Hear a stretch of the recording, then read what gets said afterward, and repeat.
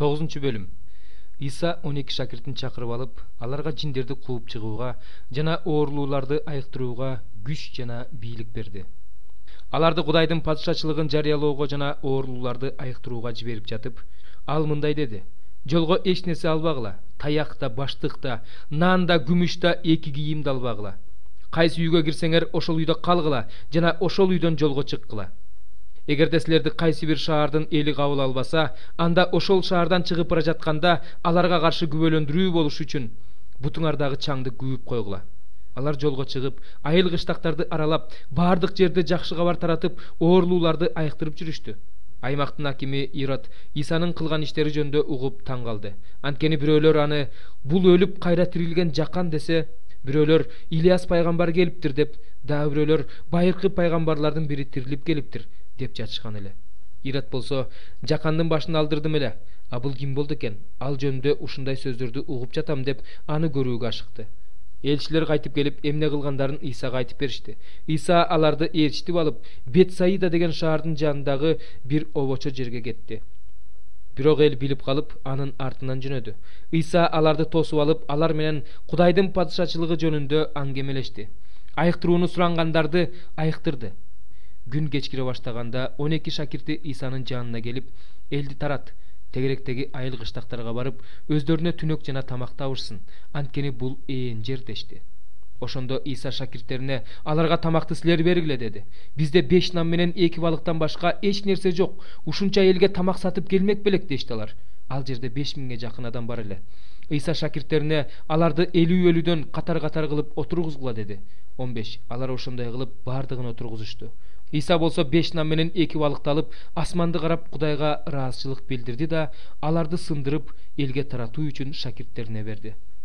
Баардыгы жеп тоюшту. Артып калгандарын чогултканда 12 себет болду. Бир жолу Иса сыйынуу үчүн обочо жерге барды. Шакирттери жанында болчу. Иса алардан: "Эл мени ким деп эсептейт?" деп сурады. Алар ага бирөөлөр чөмүлдүрүүчү жакан деп, бирөөлөр Илияс пайгамбар деп эсептешет. Дагы бирөөлөр байыркы пайгамбарлардын бири тирилип келиптир дешет деп жооп беришти. Ошондо Иса алардан: Силер мени ким деп эсептейсиңер деп сурады. Петр ага: Кудайдын машаягы деп жооп берди.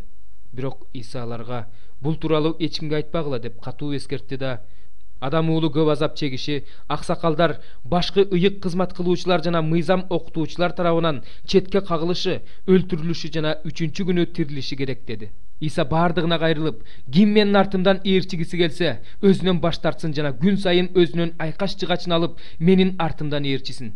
Ким өз жанын сактап калгысы келсе, ал андан түбөлүк ажырайт. Ал эми ким мен үчүн өз жанынан ажыраса, ал аны сактап калат. Анткени адам бүт дүйнөгө ээ болуп, бирок өз жанын жоготсо же өзүнө зыян келтирсе, ага андан эмне пайда? Ким менден жана менин сөздөрүмдөн уялса, адам уулу да өзүнүн, атасынын жана ыйык периштелердин даңкы менен келгенде, ошол адамдан уялат. Силерге чындыкты айтып коеюн, бул жерде тургандардын кээ бирөөлөрү Кудайдын падышачылыгын көрмөйүнчө өлүшпөйт деди. Бул сөздөрдү айткандан кийин 8 күндөй өткөн соң Иса Петрди, Жаканды, Жакыпты ээрчитип, сыйынуу үчүн тоого чыкты. Сыйынып жатканда анын жүзү өзгөрүп, кийими аппак болуп жаркырап калды. Ошол учурда Иса менен 2 адам сүйлөшүп жатты. Алар Муса менен Илияс эле. Асман даңкы менен келген алар Исанын Иерусалимде аткара турган иши, өлүмү жөнүндө сүйлөшүштү. Петрди жана анын жанындагыларды болсо катуу уйку басты. Бирок алар ойгонуп кетип, анын даңкын жана аны менен турган 2 адамды көрүштү. 2 адам Исанын жанынан алыстап бара жатканда, Петр ага: "Устат, бул жерде болуу жакшы экен. 3 алачык тургузалы, сага бирди, Мусага бирди, Илияска бирди" деди. Бирок өзүнүн эмне деп жатканын билген жок. Петр сүйлөп жатканда булут пайда болуп, аларды каптап калды. Булут чулгаганда алар коркуп кетишти. Ошондо булут ичинен: "Бул менин сүйүктүү уулум, аны уккула" деген үн чыкты. Ушул үн угулгандан кийин Иса жалгыз калды. Шакирттер болсо көргөндөрүн жашырып, ал күндөрү эч кимге эч нерсе айтышкан жок. Эртеси күнү алар тоодон түшкөндө Исаны көп эл тосуп чыкты. Бир маалда элдин арасынан бирөө мындай деп кыйкырды: "Устат, суранам, менин уулума назар сала көр, ал менин жалгызым." Жини кармаганда ал күтүлбөгөн жерден эле кыйкыра баштайт. Жин кыйнаганда анын оозунан ак көбүк агат. Ал аны аябай кыйнап, андан зорго кетет. Мен сенин шакирттериңден жинди кууп чыгууну өтүнсөм, кууп чыга албай коюшту. Ошондо Иса: "Эй, ишенбес, бузулган муун, качанга чейин силер менен болом, качанга чейин силерге чыдайм, уулуңду бул жерге алып кел" деди. Бала келе жатканда жин аны жерге жыгып калтырата баштады. Иса жинге тыюу салып, баланы айыктырды да атасынын колуна тапшырды. Бардыгы Кудайдын улуу күчүнө таң калып жатышты. Бүт эл Исанын кылган иштерине таң калып турганда, ал өзүнүн шакирттерине мындай деди: "Менин бул сөздөрүмдү кунт коюп уккыла.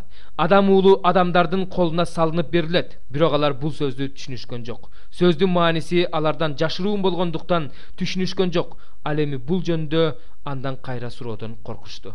Шакирттердин арасында биздин арабызда ким чоң деген ой пайда болду. Алардын ойлорун билген Иса бир баланы өзүнүн алдына тургузду да аларга мындай деди: "Ким бул баланы менин ысымым үчүн кабыл алса, ал мени кабыл алган болот. Ал эми ким мени кабыл алса, мени жиберген Кудайды кабыл алган болот. Араңарда ким баарыңардан кичине болсо, ошол эң чоң болот." Ошондо Жакан: "Устат, биз сенин ысымың менен жиндерди кууп чыгарган адамды көрдүк. Ал биз менен бирге жүрбөгөндүктөн ага тыюу салдык" деди. Иса Жаканга: "Тыюу салбагыла. Ким силерге каршы болбосо, ал силер тарапта" деди. Өзүнүн асманга алынып кете турган күндөрү жакындаганда Иса Иерусалимге барууну чечти. Ал өзүнө мурун кабарчыларды жөнөттү. Алар барып Исага орун даярдоо үчүн самариялыктардын бир айылына киришти. Анын шакирттери Жакып менен Жакан муну көргөндө: "Теңир, каалайсыңбы асмандан от түшүп аларды кырып жок кылсын" деп айталы дешти.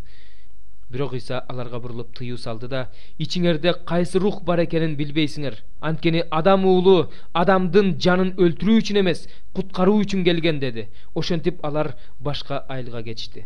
Алар жолдо бара жатышканда бирөө Исага: "Теңир, сен кайда барсаң да, мен сенин артыңан барам" деди. Исага: "Түлкүлөрдүн ийини бар, канаттуулардын уясы бар. Ал эми Адам уулунун баш калкалар жайы жок" деди.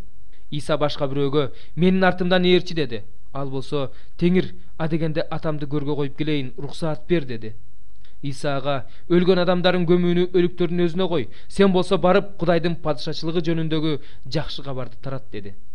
Дагы бирөө мындай деди: "Теңир, мен сенин артыңдан ээрчим, бирок адегенде үйдөгүлөрүм менен коштошуп келейин, уруксаат бер" деди. Иса болсо ага: "Сокону кармап алып артына кылчактаган адам Кудайдын падышачылыгына жараксыз" деди.